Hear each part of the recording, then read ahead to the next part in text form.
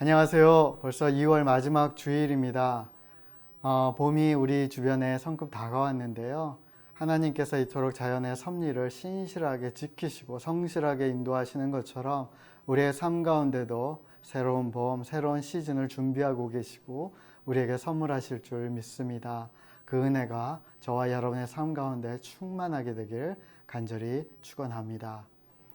요즘 기도할 것들이 너무나 많이 있습니다. 그 중에 오늘은 두 가지를 좀 집중해서 나누고자 합니다. 첫 번째는 우크라이나 소식입니다. 여러분, 우리 교회가 이 우크라이나 사태를 맞으면서 지원했던 우크라이나 임광택 선교사님 그 가정은 다행히 전쟁 직전에 불가리아로 안전하게 피신하셔서 지금 그곳에서 우크라이나를 위해서 기도하고 또 현지 남아있는 사람들과 소통하면서 그들을 도울 길들을 찾고 계시다는 소식을 전해드립니다. 처음에 러시아가 침공했을 때 뉴스를 통해서 보면서 또 드디어 이런 일이 일어났네. 곳곳에서 전투가 일어나고 있고 사상자가 나는 것을 보면서 참 가슴 아프다. 하지만 사실은 좀 큰 감정적인 동요가 없었습니다. 그런데 그 선교사님을 통해서 현재 남아있는 교인들과 학생들의 그 문자를 접하면서 그 현지 사람들이 얼마나 두려워하고 있고 공포를 느끼고 있고 곳곳에서 그 폭발음과 또 그 미사일이 터지면서 나는 반짝반짝하는 것들, 또 많은 사람들의 피난 행렬들, 교통의 어떤 문제들, 그리고 생필품을 구할 수 없어서 어려움들, 그 다음 어떤 일들이 이것이 확전될지 두려움들, 이런 것들이 생생하게 느껴지면서 우리가 너무나 많은 뉴스를 접하면서 참 무감각해져 있고 이 사망자 숫자를 그냥 단지 수치화된 어떤 것으로 그냥 여기는 그런 어떤 시즌을 우리가 살아가고 있구나라는 생각이 들었습니다. 사랑하는 여러분, 지금 우크라이나에 있는 사람들은 우리와 동일하게 행복을 추구하길 간절히 소원하고 가족들의 안전을 바라는 그런 평범한 사람들입니다. 그들이 죽음 앞에, 그들이 공포 앞에 있습니다. 우리가 간절하게 기도해야 될 줄 믿습니다. 빨리 전쟁이 다시 끝나고 그 땅에 평화가 찾아오고 사람들이 더 이상 살상되지 아니하도록 하나님 그 땅을 도와주십시오. 구해주십시오. 지켜주십시오. 하나님 이끌어 주시옵소서. 우리가 힘 모아 기도해야 될 줄 압니다. 두 번째는 대선을 위해서 우리가 힘써 기도했으면 좋겠습니다. 이번 대선은 차선도 아니고 차악도 아니고 그것만 피하면 된다라는 굉장히 절망적인 그런 한탄들이 쏟아져 나오는 그런 좀 슬픈 대선을 우리는 치르고 있습니다. 그 구체적인 내용을 사실 이 자리에서 언급하는 것은 적절하지도 않고요. 정말 바라건대 그럼에도 불구하고 하나님 우리가 좀 더 나은 선택을 하게 해 주시옵소서.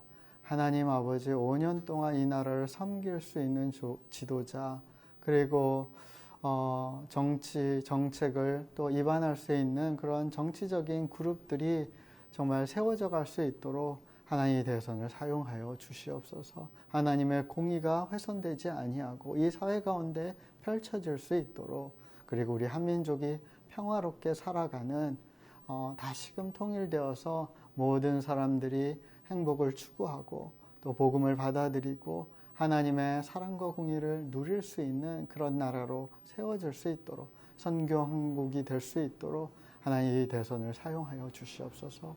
우리가 그렇게 힘써 기도해야 될 줄 믿습니다. 또 이 대선을 바라보면서 단지 지금 지도자 그룹의 모습을 평가하고 거기에 한탄하기보다는 우리 크리스찬의 한 사람으로서 좀 이런 질문 앞에 우리가 서야 된다라는 생각을 하게 됩니다.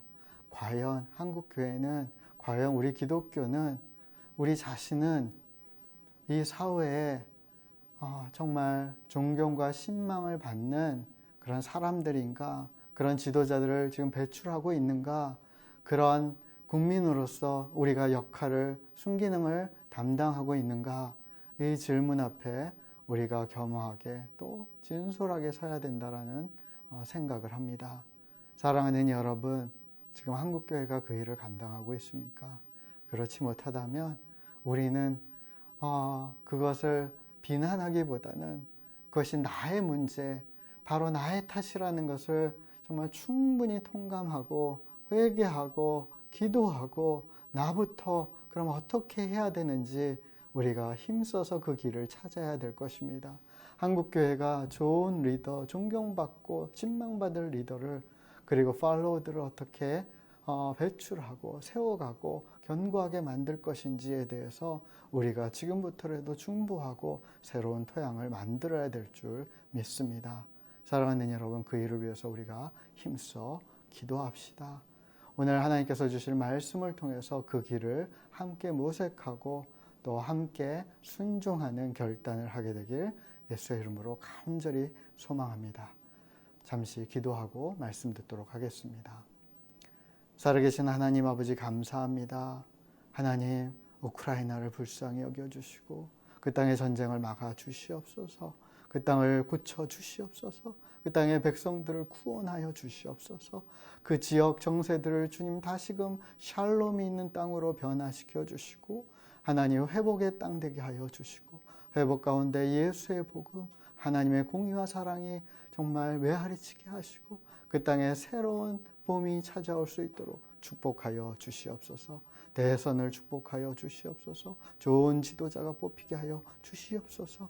이 땅에 아버지 새로운 정치 그룹이 아버지 다시금 공의와 사랑을 주장할 수 있도록 이 사회를 건강한 사회로 변화시켜 갈 수 있도록 대한민국과 한민족이 다시금 온전히 또 세워져 갈 수 있도록 주님 축복하시고 역사하여 주시옵소서. 그 일에 한국교회를 사용하여 주시고 한국교회가 더 좋은 더 미래를 책임질 수 있는 훌륭한 리더십과 팔로우십들을 또 배출할 수 있는 새로운 토양 될 수 있도록 주님 축복하여 주시옵소서. 오늘도 말씀하시고 우리의 예배를 받으실 주님을 찬미하며 살아계신 예수 그리스도 이름으로 기도드립니다. 아멘. 오늘의 말씀은 창세기 23장 5절에서 7절입니다. 믿음 주고 존경받고. 헷 족속이 아브라함에게 대답하여 이르되 내 주여 들으소서. 당신은 우리 가운데 있는 하나님이 세우신 지도자이시니 우리 묘실 중에서 좋은 것을 택하여 당신의 죽은 자를 장사하소서. 우리 중에서 자기 묘실에 당신의 죽은 자 장사함을 금할 자가 없으리이다. 아브라함이 일어나 그 땅 주민 헷 족속을 향하여 몸을 굽히고. 우리가 요즘에 굉장히 친숙하게 보는 캠페인 그림입니다. 덕분에 챌린지, 의료진 덕분에 당신을 존경합니다. 이런 뜻입니다. 사회가 어려움을 처할 때 앞장서서 자신의 어떤 개인적인 이익이 아니라 사회를 위해 다른 사람들을 위해서 희생하고 봉사하는 그런 사람들이 존경받는 것은 너무나 당연하고 지금 코로나 시국에 많은 의료진들, 또 소방관들, 또 공무원들, 또 보이지 않는 곳에서 자원봉사하는 많은 사람들이 섬기고 있고 수고하고 계시고 자신의 삶의 일정 부분을 희생하고 계십니다. 우리가 그들에게 존경을 표하는 것은 너무나 당연할 것입니다. 성경의 믿음의 조상들은 그 당대, 그 시대마다 사실은 그 시대를 구원하고 인류의 새로운 길을 여는 그래서 덕분에 당신 덕분에 우리가 살 수 있었습니다 라고 그렇게 고백할 만한 그런 족적을 남겼습니다. 노아의 방주가 대표적인 예가 아닐까 싶어요. 노아 덕분에 우리가 지금 이 인류가 지금 살아갈 수 있기 때문입니다. 모세의 그 홍해를 가르고 이스라엘 백성들을 애굽으로부터 그 노예 생활로부터 건져낸 것도 마찬가지죠. 모세의 그 믿음 덕분에 그 신실한 덕분에 그들은 살 수 있었습니다. 요셉도 마찬가지입니다. 요셉이 하나님의 말씀에 순종하고 또 하나님께서 말하시고 또 요구하신 대로 늘 매번 순종했기 때문에 단지 이집트뿐 아니라 그 중동 전 지역에 많은 사람들이 기근으로부터 죽지 않고 살 수 있었습니다. 이스라엘 민족도 이 요셉으로 말미암아서 하나님께서 이루실 그 구원의 계획, 그것을 이어갈 수 있는 큰 은혜를 입게 되었죠. 당신 덕분에 살 수 있습니다. 그렇게 당대 사람들은 요셉을 존경했을 것입니다. 내가 무슨 말을 더하리요? 기드온, 바락, 삼손, 입다, 다윗 및 사무엘과 선지자들이 이를 말하면 내게 시간이 부족하리로다. 그들은 믿음으로 나라들을 이기도 하며 의를 행하기도 하며 약속을 받기도 하며 사자들의 입을 막기도 하며 불의 세력을 멸하기도 하며 칼날을 피하기도 하며 연약한 가운데 강하게 되기도 하며 전쟁에 용맹하게 되어 이방 사람들의 진을 물리치기도 하며. 이처럼 기드온, 바락, 삼손, 입다 이런 사사들도 그 시대에 많은 백성들을 살리는 이 사람들 덕분에 그들의 삶, 그 역사는 계속되었죠. 다윗도 마찬가지고 사무엘이나 이후에 하나님 말씀을 전했던 선지자들, 신약 시대로 넘어오면 사도 바울과 같은 사람들을 통해서 많은 영혼들이 살 수 있었고 그 시대의 문제들을 극복할 수 있었습니다. 당신 덕분에 우리는 살 수 있습니다. 당신을 그래서 존경합니다. 이것이 성경의 많은 믿음의 우리 선배들의 모습이었습니다. 다윗은 이렇게 고백합니다. 사람들은 다윗을 보면 당신 덕분에 우리나라가 강해졌습니다. 우리가 살았습니다. 이 위기로부터 적들의 침공으로부터 승리할 수 있었습니다. 라고 이야기하지만 다윗은 주님 덕분에 여기서 그는 자신을 얘기해요. 수많은 승리를 얻었으며 커다란 영광을 누리게 되었습니다. 주님께서 그에게 찬란한 위엄을 더해 주셨습니다. 정말로 주님은 한없는 복을 그에게 주셨습니다. 주님께서 그와 함께 하심으로 그가 큰 기쁨을 누리게 하셨습니다. 그 모든 것은 주님 덕분이라는 것입니다. 그러니까 이게 연결되는 거예요. 주님 덕분에, 하나님 덕분에 우리는 살 수 있고 승리를 얻을 수 있고 영광을 얻을 수 있고 또 우리가 갖고 있는 여러 가지 부나 또 재능이나 여러 가지 것들을 얻고 나누고 이렇게 할 수 있는 거죠. 기쁨을 갖고 살아갈 수 있는 것입니다. 그것을 받은 사람은 이제 또 다른 사람들에게 그것을 나누고 베풀고 축복해서 다른 사람도 또 이 통로가 되는 하나님의 사람들을 보면서 당신 덕분에 우리가 살 수 있었고 여기에서 승리할 수 있었고 우리가 평화를 누리게 되었고 이 모든 것을 극복하고 행복한 기쁨의 삶을 살 수 있습니다라고 고백하는 이런 순전한 연결고리가 이어질 때 사회는 바르게 세워질 수 있습니다. 오늘은 특별히 이 아브라함, 우리의 믿음의 조상인 아브라함의 삶의 모습을 통해서 이 존경받는 삶, 축복을 이어가는 삶에 대해서 우리가 함께 묵상하고자 합니다. 오늘 본문 말씀이죠. 헷족속 사람들이 아브라함에게 이렇게 이야기합니다. 내 주여 들으소서. 당신은 우리 가운데 있는 하나님이 세우신 지도자이시니 우리 묘실 중에서 좋은 것을 택하여 당신의 죽은 자를 장사하소서. 우리 중에서 자기 묘실에 당신의 죽은 자 장사함을 금할 자가 없으리이다. 이스라엘 백성이 아니라 같은 족속이 아니라 이방 민족이었던 헷 족속 사람들이 아브라함에 대한 평가예요. 아브라함에 대한 고백이에요. 주님이라고 이야기하면서 당신은 우리 가운데 있는 하나님이 세우신 지도자입니다. 저는 이번 대선 그리고 또 우리 지도자들의 여러 모습들을 보면서 이 사회에 어떻게 보면 믿지 않는 사람들을 포함해서 이 구성원들이 이렇게 고백할 수 있는 사람이 등장할 수 있다면 얼마나 좋을까, 얼마나 영광스러울까 그런 생각을 합니다. 당신은 우리 가운데 있는 하나님이 세우신 지도자입니다. 그렇기 때문에 우리 가운데 있는 좋은 것을 택하셔서 당신이 하고자 하는 일을 하십시오.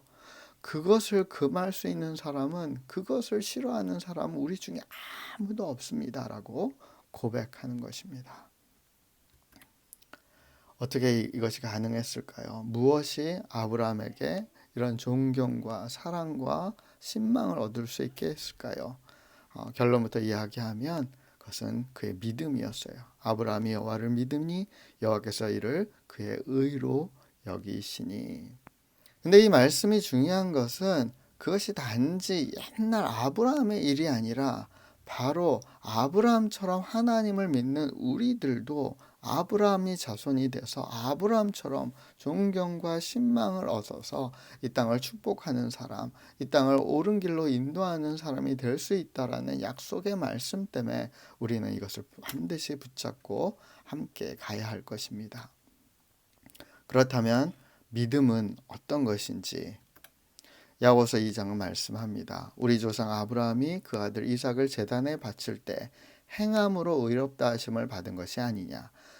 네가 보거니와 믿음이 그의 행함과 함께 일하고 행함으로 믿음이 온전하게 되었느니라. 이에 성경에 이른바 아브라함이 하나님을 믿으니 이것을 의로 여기셨다는 말씀을 이루어졌고 그는 하나님의 벗이라 칭함을 받았나니 이로 보건대 사람이 행함으로 의롭다 하심을 받고 믿음만으로는 아니니라.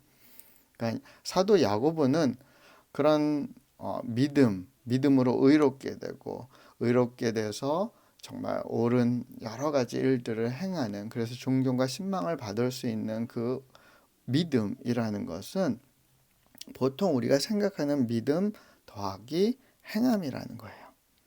행함이 더해지는 믿음이 그것이 진정 온전한 믿음이고 그 믿음을 우리가 갖고 그래서 말씀대로 행할 때 사람들의 존경과 신망을 얻게 되고 다른 사람들을 도와주고 축복하고 사랑할 수 있는, 그래서 우리가 함께 온전한 사회를 이룰 수 있는 길이 만들어질 수 있다는 거예요. 그런데 여기서 믿음은 우리 믿음 시리즈 설교 때 가장 많이 언급된 단어, 그것을 떠올리면 됩니다. 에무나죠. 신실함이에요. 어떤 확고한 상태, 그리고 안전한 거, 도덕적으로는 충실한 거, 꾸준하고 안정성을 갖고 진실한 것, 그런 신실함, 그것이 성경에서 얘기하는 믿음이고 우리가 믿음으로 말미암아 의롭게 된다라는 것은 그런 추상적인 마음속에만 있는 어떤 절대자를 바라는 어떤 믿음의 그 마음 플러스 그것을 그분을 의지하기 때문에 행하는 것까지 포함한 신실한 삶을 이야기하는 것입니다. 이런 신실한 삶을 갖고 흔들리지 않고 늘 도덕적으로 충성되고 꾸준하게 진실되게 사람들을 대할 때 그때 사람들은 존경을 하게 되고 우리는 더 좋은 것을 그들에게 나눠줄 수 있는 것입니다. 우리 창세기를 계속해서 읽어가면서 아브라함의 신실함의 모습들이 여러 부분에서 등장하는데요. 이삭을 하나님의 말씀에 순종해서 제단에 바치고자 했던 그 말씀 가운데도 드러나죠. 3절을 보시면 아브라함은 아침에 일찍이 일어납니다. 성실한 모습이에요. 자신의 마음 가운데 아들을 하나님께 바치는 것에 어떤 고민이 되고 정말 피하고 싶고 도망치고 싶기 때문에 오히려 더 아침에 일찍 일어나서 나아가는 그의 어떤 확고한 모습을 보여주고 있어요. 그게 에무나의 어떤 태도라고 할 수 있어요. 그리고 하나님이 자신에게 일러주신 곳으로 말씀에 순종해서 나아갑니다. 제3일에 3일이 지났음에도 불구하고 그의 마음은 면심하지 않아요. 그게 에무나죠. 안정 꾸준한 거예요. 5절입니다. 이 아브라함이 종들에게 이르되 너희는 나귀와 함께 여기 기다리라. 이 말씀이 뭐죠? 하나님의 말씀에 순종함에 있어서 좀 장애가 될 만한 요소들을 먼저 제하는 거예요. 왜냐하면 종들이 같이 따라갔다면 분명히 아마 아브라함의 손을 붙잡고 간청했을 거예요. 말렸을 거예요. 이러시면 안 돼요. 얼마나 귀하게 얻은 아들인데 이거를 어떻게 하나님께 드립니까? 이러지 마세요. 이렇게 전개될 것이 뻔하기 때문에 아브라함은 그 상황을 만들지 않게 해서 종들은 여기 있으라고 하고 이삭과 함께 올라가죠. 아브라함의 이런 신실한 태도가 결국은 하나님의 마음을 움직이고 하나님께서 그의 믿음을 보시고 그를 의롭다 하셨던 것입니다. 우리가 지난번에 살펴본 말씀도 그의 어떤 모습을, 신실함을, 믿음을 잘 표현하고 있습니다. 그 하나님의 천사들을 너무나 뜨거운 날, 그래서 밖으로 나가고 싶지도 않은 그 상황 가운데 그는 달려가서 영접하고 겸손한 태도로 그들에게 최선을 다해서 섬기는 그 친절한 그 접대의 모습, 섬김의 모습, 그것이 그의 에무나를 잘 드러내고 있습니다. 이와 같은 아브라함의 일상생활, 매일매일, 그리고 대하는 사람마다 정말 주님을 대하듯이 친절하게 사랑을 다해서 겸손하게, 그리고 모든 마음을 다해서 전심으로 이런 섬기는 모습, 이것이 결국은 주변 사람들의 마음을 감동하였습니다. 그래서 해족 속 사람 중에 아브라함이 원하는 그 토지를 갖고 있는 에불론이 이제 아브라함에게 이렇게 이야기하죠. 11절입니다. 내 주여 그리 마시고 내 말을 들으소서. 내가 그 밭을 당신에게 드리고 그 속의 굴도 내가 당신에게 드리되 내가 내 동족 앞에서 당신에게 드리오니 당신의 죽은 자를 장사하소서. 아브라함은 그 땅을 사고자 하지만 에불론 아닙니다. 그렇게 하지 마세요. 내가 드릴 겁니다. 동물도 드릴 것입니다. 받으십시오. 라고 이야기합니다. 이에 대해서 아브라함이 아니다. 그래도 내가 그것을 지불하겠다 하자 다시금 거듭해서 간청합니다. 내 주여 내 말을 들으소서. 땅값은 은 400세겔이나 그것이 나와 당신 사이에 무슨 문제가 되리까. 당신의 죽은 자를 장사하소서. 아브라함이 물으니까 땅값은 이야기하지만 그게 뭔 문제입니까? 그 땅값 그거 당신을 내가 믿고 따르는 마음에 비하면 아무것도 아닙니다. 그 얘기는 뭐죠? 아브라함의 신실한 삶은 그 땅값보다도 더 가치 있다는 거예요. 이 정도 됐으면 아브라함이 또 이렇게까지 나를 생각해 주시니까 감사합니다. 그리고 받아들일 것 같지만 16절 아브라함이 에브론의 말을 따라 에브론이 핵족속이 듣는 데서 말한 대로 상인이 통용하는 은 400세겔을 달아 에브론에게 주었더라. 공짜로 주겠다는데 어떻게 보면 이 놀라운 자산을 받을 수 있음에도 불구하고 아브라함은 원칙 있게 그 값을 지불합니다. 여러분 너무 공짜 좋아하면 안 돼요. 그러면 신실한 삶에 때로는 많은 것이 장애가 될 수 있어요. 이렇게 그의 신실함은 경제 생활에서도 너무나 잘 드러나요. 그가 얼마나 원칙 있게 했는지를 보여주는 게 상인이 통용되는 은 400세겔을 달아서 주었어요. 그냥 대충 줘도 될 수 있는 상황에서 그는 아주 철저하게 이것을 지키게 되죠. 아브라함의 이런 철저한 태도, 신실한 태도, 그리고 다른 사람을 존중하고 함께 살아가는 것을 정말 책임 있게 살아가는 이 태도가 결국은 그 사회를 더욱더 견실하게 만드는데 정말 옳은 길로 리딩할 수 있는데 밑거름이 되었던 것입니다. 결국 아브라함은 자기 아내 사라의 죽음을 그 시신을 그곳에 묻게 되죠. 장사 지낼 수 있게 됩니다. 창세기 23장은 이렇게 마무리돼요. 그래서 그 땅, 그 굴이 이제는 아브라함과 그 자손들이 계속해서 묻힐 수 있는 매장지가 됩니다. 인간은 매장할 동굴, 무덤이 필요하죠. 화장을 하거나 땅에 묻거나 우리가 흙으로 다시 돌아가야 될 그 과정이 필요합니다. 하지만 더 중요한 것은 동굴 너머의 삶, 무덤에 묻히는 그 너머의 삶이 아닌가 싶어요. 그것을 바랄 때 우리는 진짜 믿음의 경주를 할 수 있습니다. 히브리서 11장입니다. 이 사람들은 모두 믿음을 따라 살다가 죽었습니다. 그들은 하나님께서 그의 백성에게 약속하신 것을 받지는 못했으나 앞으로 올 것들을 멀리서 보고 기뻐하였습니다. 그들은 스스로 자신들이 이 땅에서 나그네일 뿐이라고 고백하였습니다. 이것은 그들이 진짜 고향을 찾고 있다는 것을 나타냅니다. 히브리서 11장은 믿음의 조상들, 믿음의 사람들의 어떤 기록이죠. 그 사람들의 가장 먼저 되는 사람이 사실 아브라함이잖아요. 이 사람들은 모두 믿음을 따라 살다 죽었습니다. 아브라함도 마찬가지예요. 그런데 이 사람들은 아브라함은 진짜 고향을 찾고 있었어요. 단지 그 묻히는 그 땅, 그 동굴이 아니라 그 너머의 세계를 바라보고 살았습니다. 그러기 때문에 사실 그들은 존경받는 삶을 살 수 있었어요. 단지 이 땅뿐인 것처럼 살았다면 그들은 마음껏 나눌 수 없었을 거예요. 그들은 다른 사람을 배려할 수 없었을 거예요. 그들은 함께 살아가는 즐거움을 누리지 못했을 것입니다. 믿음으로 신실하게 지금 당장 많은 손해가 있거나 내가 이해할 수 없는 상황에 처했을 때 그들은 순종할 수 없었을 거예요. 하지만 아브라함과 믿음의 사람들은 그 너머의 세상을 바라봤기 때문에, 하나님의 나라를 바라봤기 때문에 기쁜 마음으로 나눌 수 있었고, 모든 것을 다른 사람 입장에서 배려하고 축복하고 그렇게 살아갈 수 있었습니다. 그것이 그들이 많은 사람들에게 신망을 얻고 존경을 얻고 믿음을 주었던 이유입니다. 고린도후서 5장은 이렇게 말씀합니다. 우리는 우리가 거하는 땅에 있는 천막집이 무너지면 하늘에 있는 영원한 집이 우리에게 있다는 것을 압니다. 그것은 사람의 손으로 지은 것이 아니라 하나님께서 지으신 집입니다.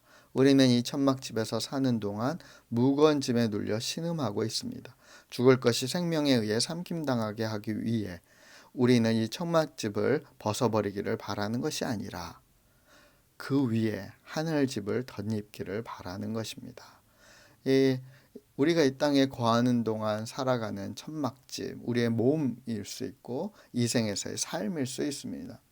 근데 이게 무너지게 될 것인데, 이것은 언젠가 없어지게 될 건데, 우리는 소망하고 우리는 믿고 우리는 흔들림 없이 기뻐할 수 있는 것은, 이게 무너져도 우리는 하늘에 있는 영원한 집이 있는 것을 알기 때문에, 하나님께서 지어주시는 것이 있다는 것을 알기 때문에, 세상 사람들이 생각하는 것처럼 죽음이, 사망이 우리의 생명을 삼키는 게 아니라 하나님의 생명이 이 모든 것을 덮고 하나님의 집이 그 모든 것을 삼킬 것을 우리는 소망하기 때문에 우리는 거침없이 믿음으로 신실한 삶, 사랑의 나눔의 삶, 믿음을 주고 존경을 받을 수 있는 그런 삶을 살 수 있는 것입니다.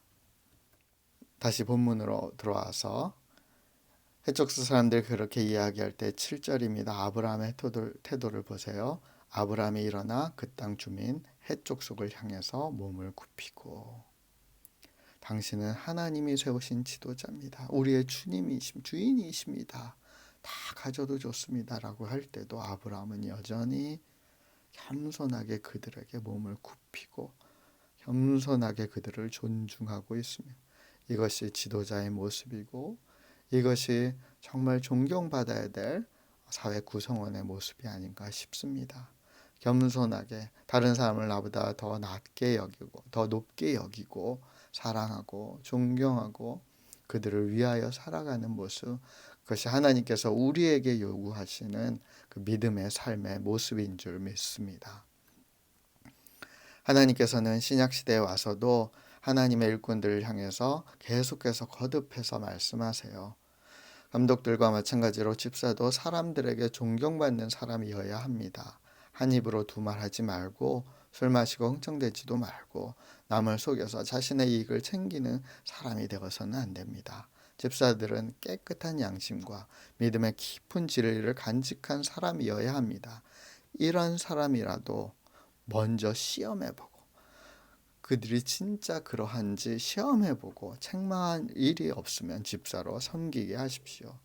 요즘 뭐 대통령이든 뭐 국회의원이든 장관이든 어떤 중요한 요직에 오르는 사람들을 계속해서 그들을 뭐 청문회든 이런 방법을 통해서 시험하게 되는 거죠. 그들이 정말 그러한지 하나하나 살피고 문제를 찾아서 정말 문제지 않은 사람들을 세우고자 하는 거죠. 그런 책망한 일이 없으면 집사로 섬기십시오. 교회의 그 집사라는 작은 직책도 그렇게 섬기십시오. 여러분, 그렇게 집사들이 세워지고 장로들, 권사들이 세워지고 교회 일꾼들이 세워지고 그러한 어떤 교회 생활이 일상이 된다면 여러분, 우리 사회에 어떤 요직의 사람들을 뽑을 때 사회 사람들이 이렇게 이야기하겠죠. 야, 교회 사람들은 그런 거 안 해도 그 사람들은 이미 필터링 되어 있는 사람들이야. 믿을 만한 사람들이야. 존경할 만한 사람들이야. 걱정하지 마. 그 사람들을 쓰면 돼. 이렇게 이야기할 수 있는 교회, 이렇게 이야기할 수 있는 크리스천들이 되기를 간절히 소망합니다. 끝으로 형제들아, 무엇에든지 참되며 무엇에든지 경건하며 무엇에든지 오르며 무엇에든지 경결하며 무엇에든지 사랑받을 만하며 무엇에든지 칭찬받을 만하며 무슨 덕이 있든지 무슨 기름이 있든지 이것을 생각하라. 너희는 내게 배우고 바꾸어 듣고 본바를 행하라. 그리하면 평강의 하나님이 너희와 함께 계시리라. 사랑하는 여러분, 모든 상황 가운데 진실되게 참되게 경건하게 옳게 정결하고 거룩하게 사랑받을 만하게 칭찬과 존경받을 만하게 그렇게 행동하고 살아갈 때, 정말 주님을 섬기듯이 살아갈 때 정말 함께 살아가는 이 사회 속에서 우리는 세상의 빛과 소금의 역할을 온전히 감당하게 될 줄 믿습니다.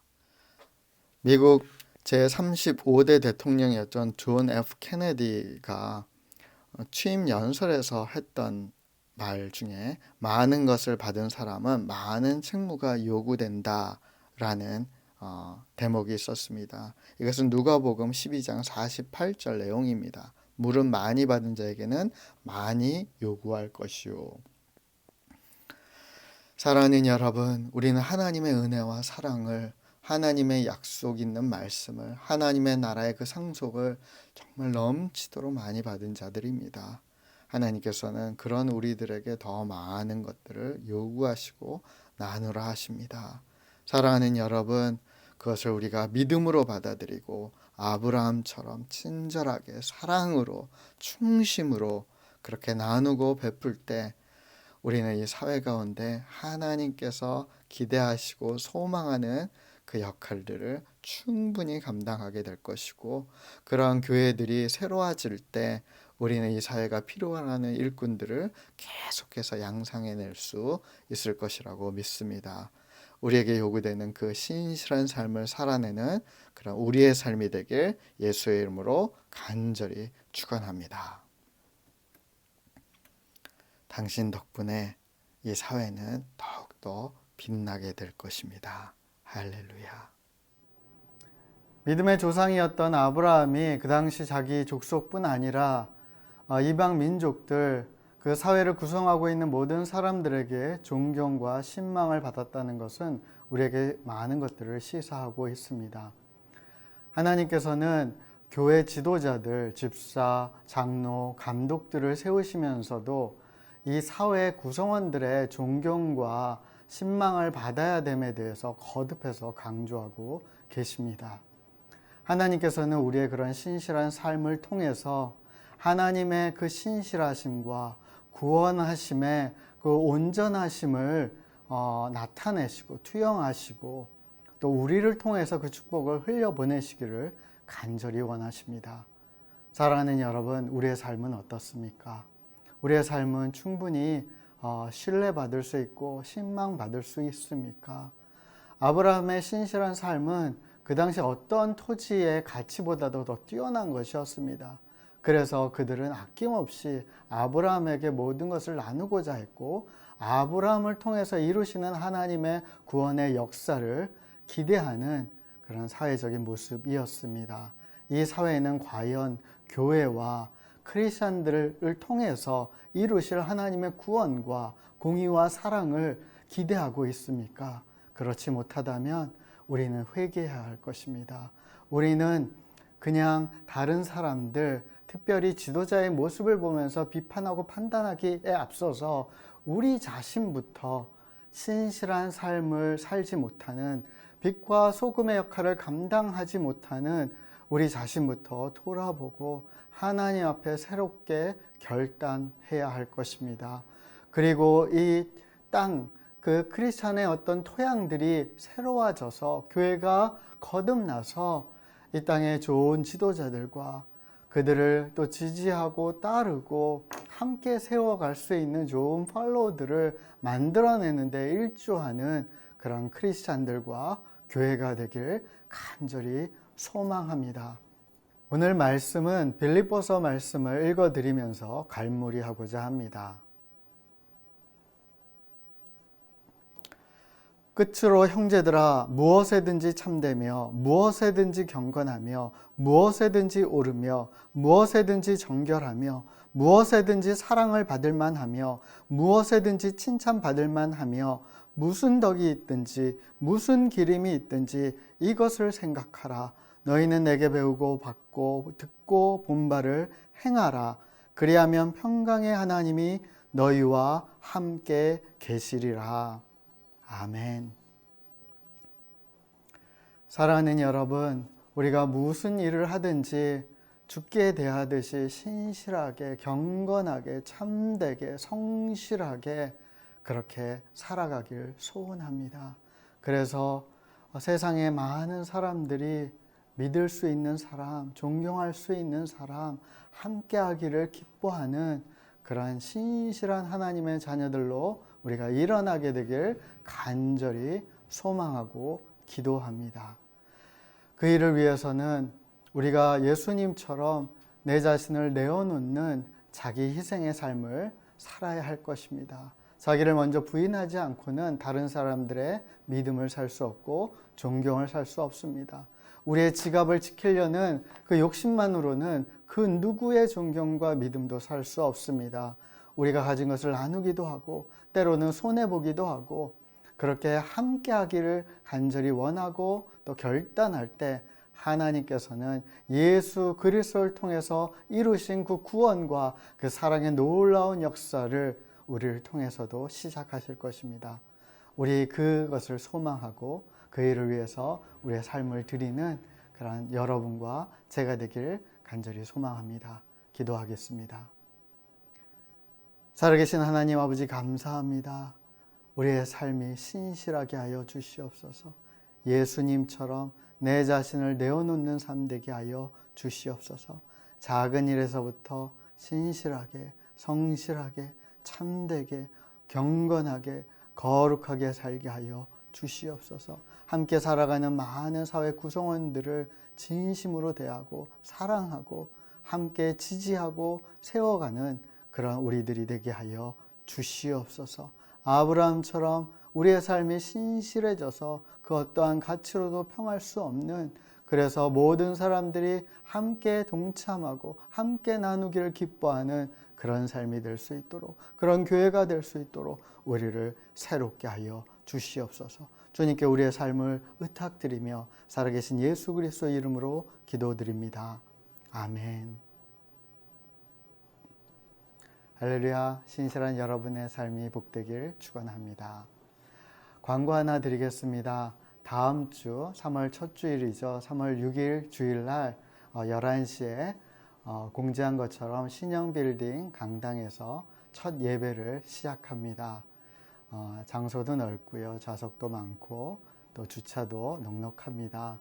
여러분 모두 오셔도 되고 다른 또 지인들을 초대하셔도 우리 방역 지침을 충분히 지키면서도 함께 예배하고 또 함께 뜻을 나누고 기도의 힘을 모아서 큰 은혜를 나눌 수 있습니다.